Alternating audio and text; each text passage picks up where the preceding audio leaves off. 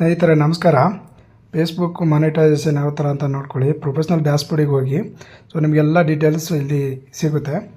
Professional ಡ್ಯಾಶ್ಬೋರ್ಡಲ್ಲಿ ನೋಡಿ, ಕಳೆದ 28 ದಿನದಲ್ಲಿ ಏನೇನು, ಸೊ ಎಷ್ಟು ವ್ಯೂಸ್ ಆಗಿದೆ, ಎಷ್ಟು ಫಾಲೋವರ್ಸ್ ಆಗಿದೆ, ಆಮೇಲೆ ಎಷ್ಟು ಅರ್ನ್ ಮಾಡಿದ್ದೀರಾ ಅಂತೆಲ್ಲ ತೋರಿಸುತ್ತೆ. ಮಾನಿಟೈಸೇಷನ್ನು ರೈಟ್ ಕಾರ್ನರಲ್ಲಿ ಮಾನಿಟೈಸೇಷನ್ ಅಂತ ಇರುತ್ತೆ, ಅಲ್ಲಿ ಕ್ಲಿಕ್ ಮಾಡಿ ನೀವು ತಿಳ್ಕೊಬೋದು. ನಿಮಗೆ ಗ್ರೀನಲ್ಲಿ ಬಂತು ಅಂದರೆ ಇಫ್ ಯು ಆರ್ ಎಲಿಜಿಬಲ್ ಅಂತ ತೋರಿಸಿದ್ರೆ ನೀವು ಅರ್ನ್ ಮಾಡ್ಬೋದು. ಸೊ ಇದಕ್ಕೆಲ್ಲ ನಾನು ಒಂದು ಏನು ಹೇಳೋದಂದರೆ, ನೀವು ಆಲ್ಮೋಸ್ಟು ನನಗೆ ಇವಾಗ ಕಾಪಿ ರೈಟ್ಸ್ ಇಶ್ಯೂ ಮಾಡೋಕ್ಕೆ ಹೋಗಬೇಡಿ. ನಾನು ಕಾಪಿ ರೈಟ್ಸ್ ಇಶ್ಯೂ ಮಾಡೋದ್ರಿಂದ ನನಗೆ ಯಾವುದೇ ಪೇಔಟ್ ಮಾಡಿಲ್ಲ ಇದುವರೆಗೂ. ಇದು ಒಳ್ಳೆ ಅರ್ನಿಂಗ್ ಪ್ಲಾಟ್ಫಾರ್ಮ್ ಅಂತ ನಾನು ಇತ್ತೀಚೆಗೆ ತಿಳ್ಕೊಂಡಿದ್ದು. ಸೊ ಅದಕ್ಕೆ ನಾನು ಇವಾಗ ಓನ್ ಕಂಟೆಂಟ್ಸು ಸ್ಟಾರ್ಟ್ ಮಾಡಿದ್ದೀನಿ. ಪೇ ಮಾಡ್ತಾರಂತನೂ ಅಂದ್ಕೊಂಡಿದ್ದೀನಿ.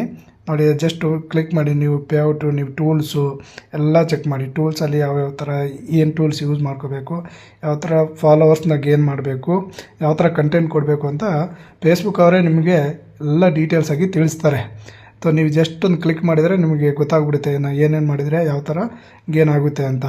ಸೊ ನೋಡಿ, ಮಾನಿಟೈಸ್ ಅಂತ ಟಾಪಲ್ಲಿ ಇತ್ತಲ್ವಾ, ಅದ್ರ ಮೇಲೆ ಕ್ಲಿಕ್ ಮಾಡಿದರೆ ನಿಮ್ಗೆ ಗೊತ್ತಾಗ್ಬಿಡುತ್ತೆ ಎಲ್ಲ ಪೇಔಟ್ ಯಾವ ಥರ ಮಾಡ್ತಾರೆ, ಏನು ಅಂತ ನೋಡಿ. ಪ್ರೊಫೆಷ್ನಲ್ ಡ್ಯಾಶ್ಬೋರ್ಡಿಗೆ ಹೋಗಿ ಎಲ್ಲ ಡೀಟೇಲ್ಸ್ ಇಲ್ಲಿ ಸಿಗ್ತಾಯಿದೆ ನಿಮಗೆ.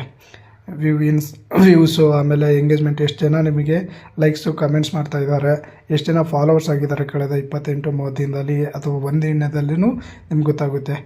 ಇಷ್ಟೇ ಸ್ನೇಹಿತರೆ, ಅರ್ನ್ ಮಾಡ್ಬೋದು. ಓನ್ ಕಂಟೆಂಟ್ ಮಾಡಿ. ಧನ್ಯವಾದಗಳು.